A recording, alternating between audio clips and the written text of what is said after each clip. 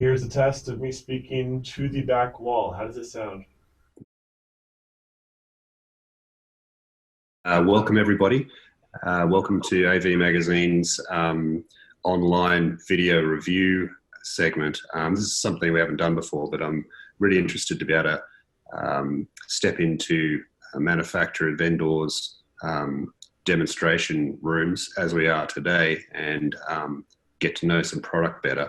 Today, we're in Southern California with STEM Audio's Director of Marketing, Ryan Root. Welcome, Ryan. Thank you. Thank you. And also with us is Madison AV's Dion Tilley. Hi, Dion. Morning. Yeah. Yeah, the STEM audio ecosystem is a relatively brand new product. I first saw it at Infocom last year. So I thought I'd give Ryan a chance to demonstrate the ecosystem, what it's capable of. So over to you, Ryan, maybe with a little bit of company background for a kickoff. Sure. Yeah. Well, I'm really excited to show this room off. We do call it our showroom in the way that we've been doing live demos out of this room for a couple months now. So for those of you that are watching the video, you can see that all of our devices are in this room. That's a little bit of a background if you're wondering where the heck STEM audio came from. Actually stemmed from a parent company called Phoenix Audio. Phoenix Audio has been around for about 16 years. And it does the same thing, right? Conference room audio, just slightly different products. In no way does it have this ecosystem aspect. So, when our CEO was coming out with this new product line, it was very clear that it needed to have its own name, its own company with it, because it really is just such a revolutionary idea for conference room audio in itself. And here we are. So. Yeah, and just to, I guess, make the observation for those familiar with Phoenix Audio, it's a very different company without being, I guess, disparaging of Phoenix. It's a highly engineering-led company, and maybe the aesthetics at the time were lacking, but not so with STEM. Everything looks amazing. Yeah, no, we have gotten that feedback a lot. The products, when we were designing them, we highly focused on making them look great for the aesthetics point of view. Yeah, cool. Well, I'll allow you to kick off and just start your tour if that's okay. Yeah, I'd love to. So like I mentioned a little earlier, this is what we call basically our showroom. Sometimes we'll have full-on meetings in here, but it's also a way for us to bring people into our office and show you the STEM ecosystem in action. So as I walk around the room, you're going to get an audio demo, of course, but I'm also going to kind of share with you what we've done in this room, how it's set up, and then maybe a little later, we can talk about the installation process. So as you can see right above me, this is our STEM ceiling device. Now it's flush mounted to an acoustic ceiling panel. Again, you'll notice now I'm all the way in the back corner of the room, and you're going to continue to hear me being picked up by different devices, but it's going to be a seamless process. As I walk more to the front of the room, you're going to maybe tell that wall's picking me up more than other devices. But again, each one of these devices is picking me up individually and sending all of their signals over the network. I think that's a really important aspect. There's a lot of this I could get into, so stop me at any time if you have any questions.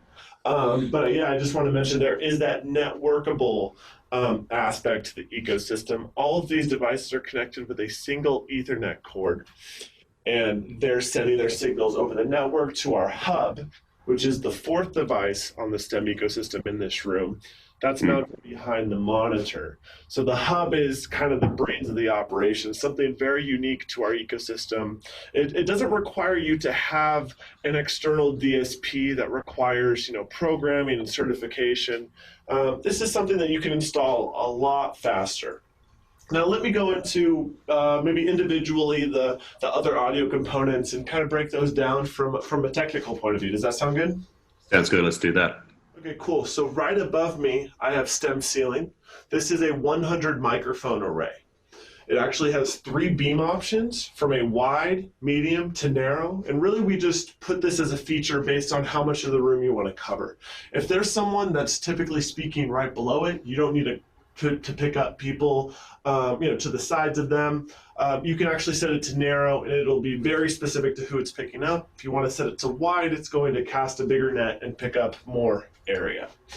Okay. Now, Is it a case with the ceiling speaker that I guess more capsules, more elements the better? Like that 100 elements seems nutty. yeah. I mean, you can hear the pickup right now. It Yeah. definitely does improve it. And I'm right in thinking that you're the only beamforming microphone manufacturer that hasn't been sued by Clear One. No comment? Okay, I'll keep going. Either way, no. No, Sorry, I'm throwing you off the game there. that's a funny industry joke, but has nothing to do with us. We actually, if you want to get into the history of it, I mentioned Phoenix earlier. We literally have a book on beamforming that was written by one of our founding engineers. We literally wrote the book on beamforming, and that's why no one really touches us. So it's good. It's handy to have in the library. yeah. All right, let me move on to STEM table. All right. Do that. STEM table is a 9 microphone beamforming array, pretty unique for a tabletop microphone array to have beamforming capabilities. It also has a downward-facing speaker that really amplifies sound. So I'll mention here that STEM wall and table devices have built-in speakers, and they're really, really impressive. They have a deep, really nice sound to them. STEM ceiling is going to be just your microphone, so you're going to need external speakers.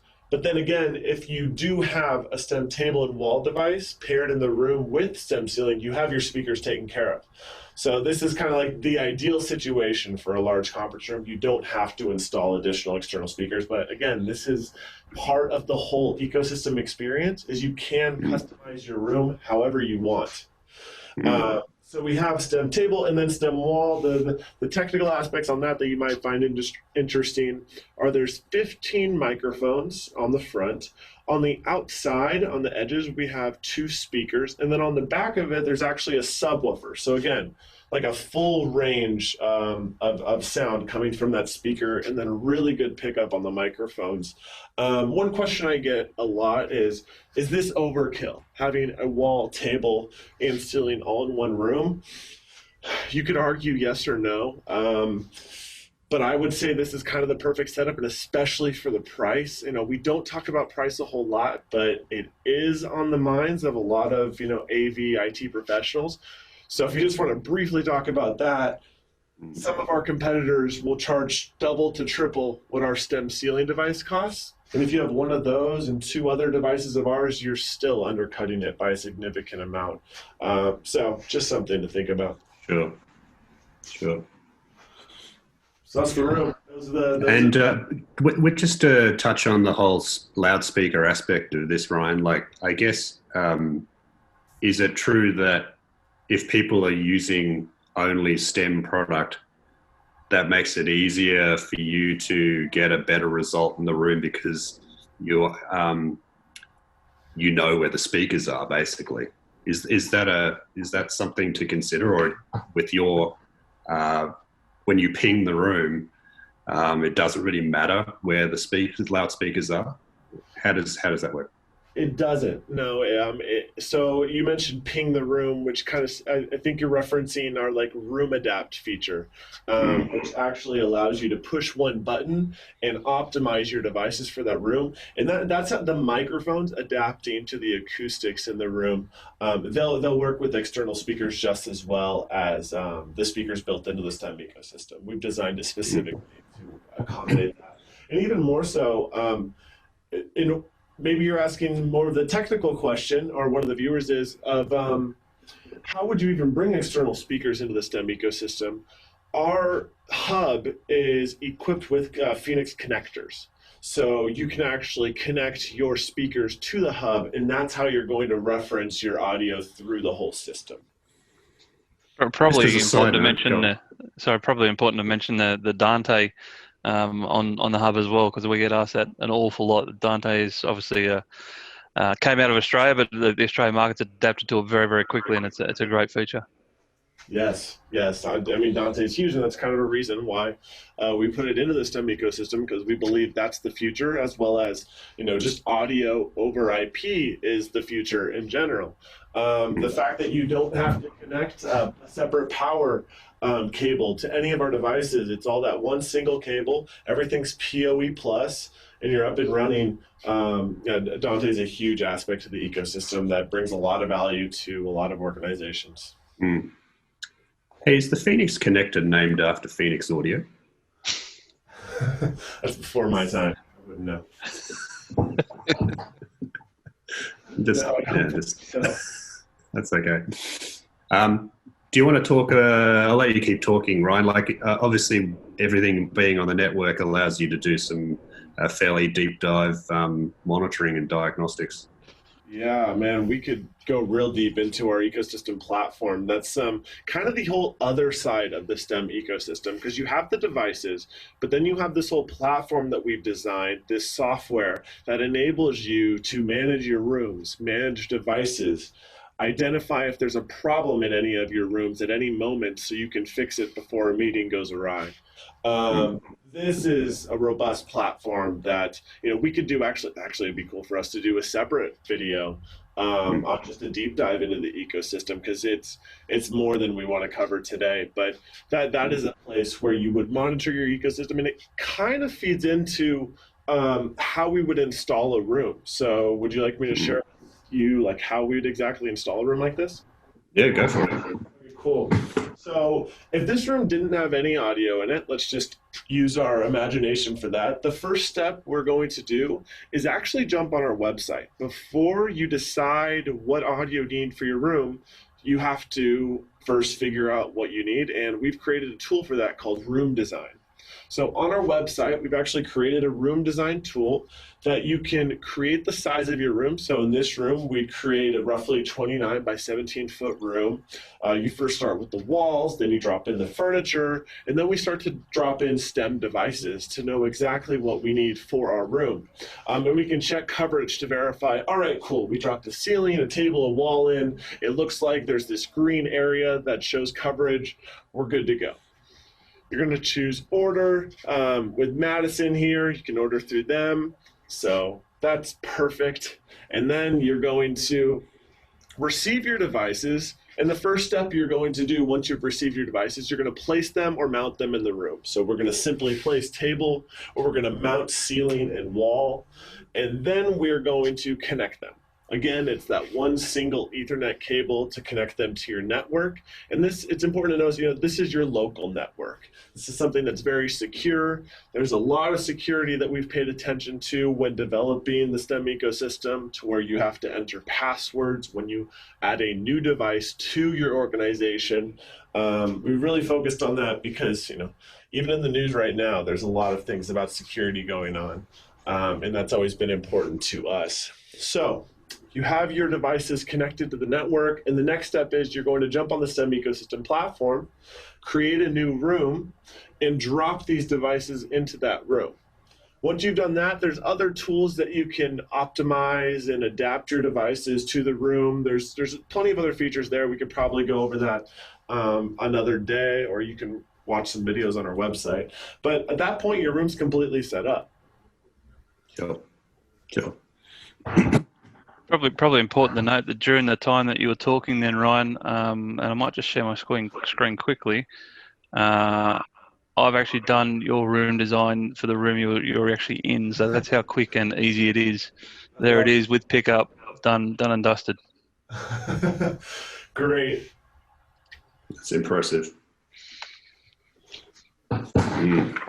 I guess before we finish up, is it okay to do a few little stress tests there, Ryan? Just kind of now that we've got to know how the system is put together, can we just do a bit more of an audio test there? I guess sort of going from extremely close to far away and everything in between, just so people can get another listen to how it sounds and the evenness of the sound. Sure. Can you hear me now? Sure can. All right.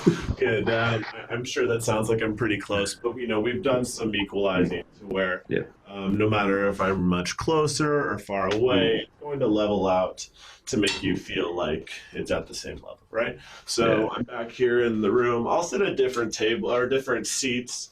And now I'm here right below ceiling. This whole time I'm talking in a very normal voice. I'm not raising my voice at all. There's no need for that. I'm not a loudspeaker in general. I'm definitely not a quiet person either. So there's that. Yeah, okay. And what is even? I know it's not going to sound good, and I apologize for asking this, but like, what happens if you are just speaking to the back wall? Can we just get a sense of, what it sounds like when you're right off axis? All right, here's a test of me speaking to the back wall. How does it sound? This doesn't sound actually. That sounds pretty reasonable. That's my favorite test. Is the talking to the back of the room test. Also notice that these are soundproofed walls. So. Right, gotcha. So there's not a lot of reflection off the back wall. Yeah. So I mean, that's the advantage of having 100 microphones in a ceiling array. There's a lot of opportunity to pick up sound. So I guess if I know that on your website there's plenty of opportunity for people to get involved and join a webinar or learn some more. Is there more to say about that? Yeah, I'd say one really cool tool we just put together is a complete video training series. I think it's about 13 videos, and we're going to create a few more. But the whole idea behind this is we want you to be able to watch a series of videos and become a certified expert. Some of our competitors, require you to fly out for a couple days and learn how to program their devices. That's just like completely the opposite of what STEM audio is all about. The most training you're ever going to get from us is about 35 minutes of just talking about the technical aspects of devices and maybe how to set up a room, and then you're literally an expert and you couldn't possibly know anything else. So it's really not a complicated ecosystem. We've specifically designed it to where anyone can set it up. Even our user interface on our STEM ecosystem platform, it's supposed to be familiar to someone who's never used it before. I wish I could pull up examples of, programming a DSP. It looks like alien language. But for us, maybe you have a Google Home or some of these, like even an Apple iPad. We wanted to model us after that so that it could just be an intuitive platform that's very easy to understand. Yeah. And I didn't ask because it sort of feels a little obvious, but the system works with pretty much every VC platform out there. Is that it correct? Does. To put it simply, I'd say that, I don't love to say it because there's so much more. There's so much more to the ecosystem, right? This is audio over IP. There's a lot of advanced technology put into this. But you could argue that at the end of the day, STEM audio is a USB audio. It's audio, right? Your hub connects to your PC through USB, and then you can run any video conferencing you want, and this is just how you're sourcing your audio. Yeah, sure. That's good. Nothing further, Your Honour. Dion, you got any questions there? No, look, I think probably from my point of view, the thing that's most important is the setup time, because really that's where a lot of the savings are coming from here. If you're not having to employ a DSP engineer to go around and tune a room specifically, I think that's a huge cost saving, specifically in Australia where the labour costs are so high for someone with that expertise. So to be able to set up a room very, very quickly without that level of expertise is pretty important. Yeah, for sure. Yeah. Cool. Well, yeah. Any parting comments there, Ryan? I could talk about STEM audio all day. Clearly, I'm pretty passionate about it. Yeah, it sounds like you might actually have done. It's the end of the day there for you. So I'll let you finish that cup of coffee. And cheers. And yeah, appreciate your time, mate. Well, thank you for having me. Look forward to having more of these in the future. Maybe we can talk about other aspects of the ecosystem. Yeah, that'd be good. Thanks for being a crash test dummy. First one off the rank here. So yeah, appreciate it.